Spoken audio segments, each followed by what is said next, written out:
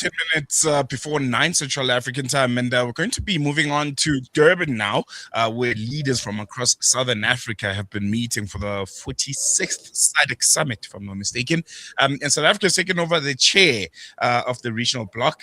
President Cyril Ramaphosa is now at the helm for the next year. And this is all the while illegal migration has been grabbing a lot of attention here in South Africa. We'll know the story. Southern Africa, migration, immigration, whether illegal or legal, has been dominating the headlines for the last couple of months, particularly with some of the protests that we've seen that are calling for stronger action against undocumented migrants in particular. But the summit in itself and its agenda is much, much bigger than migration. I think it would be a missed opportunity to only reduce it to that. There's a lot that was spoken about with this regional trade, industrialization of the bloc, infrastructure, agriculture, critical minerals, energy, food security, peace and security, and ultimately whether SADC can become a stronger economic bloc. There's also a very, very practical question for ordinary people across the region. What does SADC actually deliver for them? Do they connect with what that organization represents? And we're going to be answering some of those questions. I will be speaking to a very, very good friend of the show, researcher at the Wits Faculty of Humanities, Gwinyai Taruvinga, who's joining us via our virtual platform. Gwinyai, good morning. Thank you so much for joining us. Always a pleasure. Good morning, Salelo. The pleasure is always mine. Thank you. There we go. I want to start with the summit in itself, reflecting on it from your perspective. What are some of the, important aspects of it, or some really, really important takes from what has been transpiring in Durban for the last couple of weeks and ultimately the last couple of days as the SADC summit is being wrapped up? So I think one of the most important aspects of the summit was this discussion about our natural resources. I think the African continent, or particularly in this case, we're talking about Southern Africa, we've often spoken about how our natural resources are very important for economic development. And I was happy to hear that I think President Cyril Ramaphosa, as well as President Emmerson Mnangagwa from Zimbabwe, spoke a lot about how we're exporting a lot of our raw materials, yet we should be actually processing them here. So I think that was a key takeaway for me. I thought that was very important. And I think the second important thing, obviously, I think you touched on this issue of migration, but I loved how President Ramaphosa ensured that his discussion was more around the issue of governance, basically challenging leaders in the region to address governance issues in their countries with the hope of maybe mitigating this challenge of migration. So those are the two key takeaways for me. I want to focus on South Africa because for the next year now, SA will be at the helm. It'll be, the chair of the SADC bloc. What do you think should be some of the key priorities for South Africa here? There's been a lot of conversations around SADC being a very toothless organization. And I think these days you can almost say there's about every organization, whether it's the AUs, the UN. It doesn't look like these kinds of consortium of different countries coming together have an impact on the lived and true realities of the people on the ground. With that in mind, what should South Africa be prioritizing over the next year to make sure that SADC has a bit of bite to it, so to say? So I think over the last few years, we've seen that South Africa has been the paragon of democracy on the continent. And I think this is something that's at the heart of South Africa's foreign policy. And I think this is, again, something that South Africa is going to leverage on going forward as the chair of SADC. So if you remember, again, in President Ramaphosa's remarks, one of the things he spoke about was, again, this issue of governance, talking about the fact that it's important that leaders adhere to principles of democracy, again, to mitigate this idea of migration that we've spoken about. But I think more importantly, an important role that South Africa is going to play is, again, the point I made earlier, particularly this idea of economies and this idea of infrastructure, because it's really important that we find a way to ensure that these natural resources benefit Southern Africa within the context of SADC. And another point that President Ramaphosa made was this idea of regional integration, to say that SADC is moving at a very slow pace. And I was sensing that President Ramaphosa wants SADC to move faster. And I think this is something that South Africa will ensure will happen during the next year. I want to broaden the conversation a bit and look at some of the biggest issues in the SADC region right now that maybe we would say require immediate attention. From your perspective, what would some of those be? And do you think they've been tackled quite enough from the summit? So I think it goes back to the point you made earlier about how SADC is viewed, and a lot of these issues have been discussed as SADC being a toothless dog or SADC failing to hold certain leaders accountable. I tend to be of a different belief. I think SADC has done, they could do better, of course, but I think they've done well under the circumstances. So if you look from a regional perspective, for example, some of the political crises that we've seen in Southern Africa, to a certain extent, these have been addressed within the particular region. So I think for me, what I would want to sort of get to the heart of when it comes to SADC is again this idea of democracy, holding leaders accountable. That is something that was also spoken about. More importantly, infrastructure. I think infrastructure is very important because we spoke a lot about our natural resources, but we also forget that our natural resources need the infrastructure that will allow us to extract those natural resources and then use them to benefit our economy.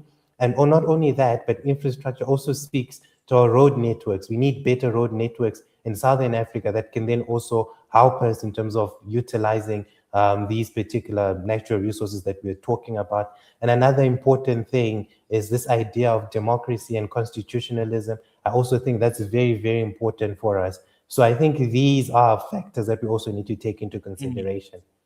I want to touch on two, I think, issues that came quite strongly from this summit, outside of the conversation around migration, because as I mentioned in my intro, it would be almost a missed opportunity to only reduce the summit to the conversation of migration, as much as it is critical and important. But I think as a bloc, there's still a lot more that we need to talk about, and migration can't be the overall marker coming out of the summit. You mentioned President Cyril Ramaphosa. He spoke a lot about regional integration. From SADC's perspective, looking at the different countries, what would that actually mean for ordinary people? What would it look like? And another big focus was on industrialization. And my question on that is, can SADC really build regional industries together, the countries within the bloc?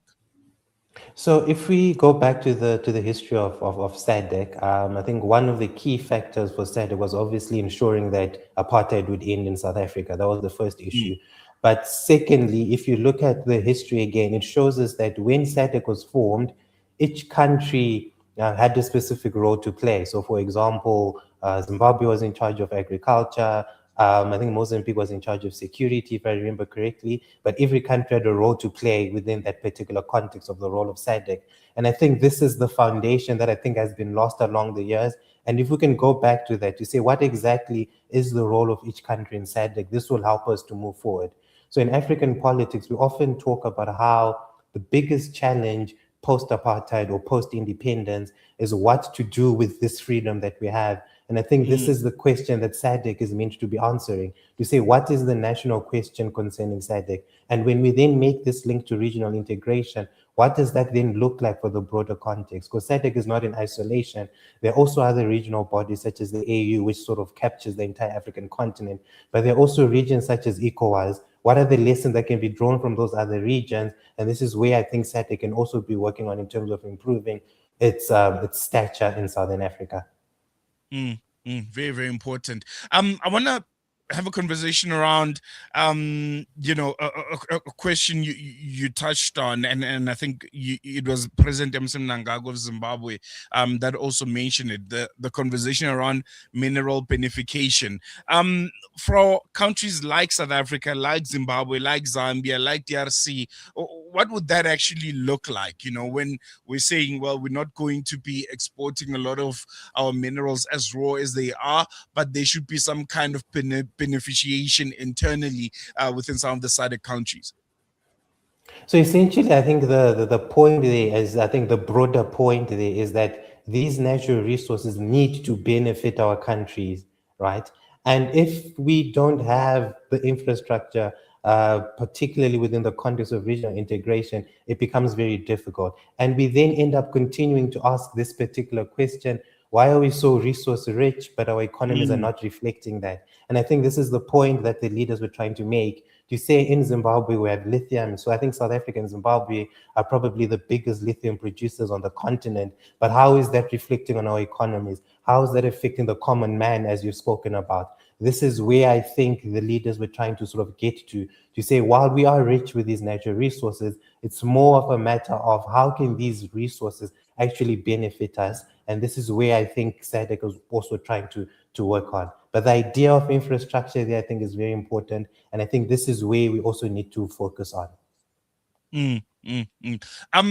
Let's talk about the region itself when you compare it to some of the other regions within the continent, whether it's ECOWAS or the East African bloc also. How would you say SADC has fared over the years? It has always been lauded as being the region on the African continent that has kept a relatively stable, I think, block for quite some time now, with economic growth that is sufficient. But over the years, you look at some of the countries within the bloc not growing at a rate that you'd like them to grow, not being as stable as traditionally as you would expect them to, and also democracy, as you mentioned, being a very, very important conversation and a point of contention on some of these countries. Looking at the stability of the bloc in itself over the years, coming from this 46th summit, how would you encapsulate it? So basically, I think an important point here, I think that you also raised is that, again, I keep going back to the history of SADC and what the role of SADC was when it was originally created. And we have in Southern Africa, there's a strong nationalist history. So political parties like the ANC, which is the oldest liberation movement in Africa, you have parties like SWAPO in Namibia, you have parties like Frelimo in Mozambique, you have parties like ZANU-PF in Zimbabwe. These parties were at the heart of the formation of SADC and the role that it plays. So I think what we currently seeing within the context of democracy is this idea of a nationalist movement that is now a political party, that is now a governing entity, which is what SADC is from a contemporary perspective. It's essentially now a government entity that has evolved from a nationalist movement to a governing body. And within that context, we then have these discussions of democracy that we are having. But in Mm, terms of stability, I think other than Mozambique and Madagascar, there've been, certain levels of stability in this particular region. And I think at the heart of that is the fact that there's been a strong ideological belief, which is this idea of democracy, at least in theory. In practice, it's obviously been difficult, as we've seen with countries like Zimbabwe over the last few years, where SADC has had to intervene, particularly in 2008. We are seeing currently with the current election in Zambia, where SADC is also playing a very important role as an observer, and SADC has played big roles, particularly in Botswana, in the just ended mm, election as well. There was instances, if you listen to Thabo Mbeki speak, you hear him talk about how in some instances when Southern African leaders were sort of going astray, it was the region that sort of called leaders to book. But that was a few years ago. But currently, yeah.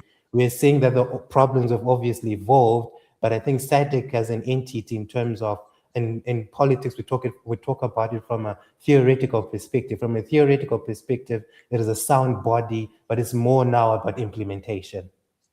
No, most definitely.